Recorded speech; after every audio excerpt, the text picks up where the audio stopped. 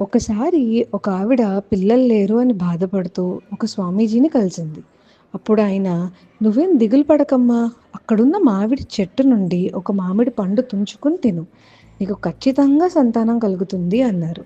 ఆయన చెప్పినట్లుగానే ఆవిడ చెట్టెక్కి ఎర్రగా పండిన ఆ పళ్ళను చూసి, "ఒకటి కాదు, నాకు చాలా తినాలనిపిస్తుంది.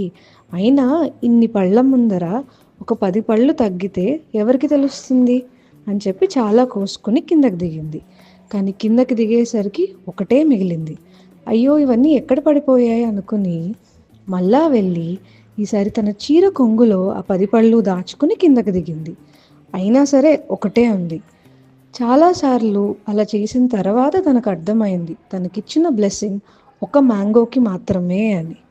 మనల్ని ఎవరైనా చూసినా చూడకపోయినా మనం తప్పు చేయకూడదు. మనకి ఎంత రాసుంటే ఏది రాసుంటే అదే మనకి వస్తుంది.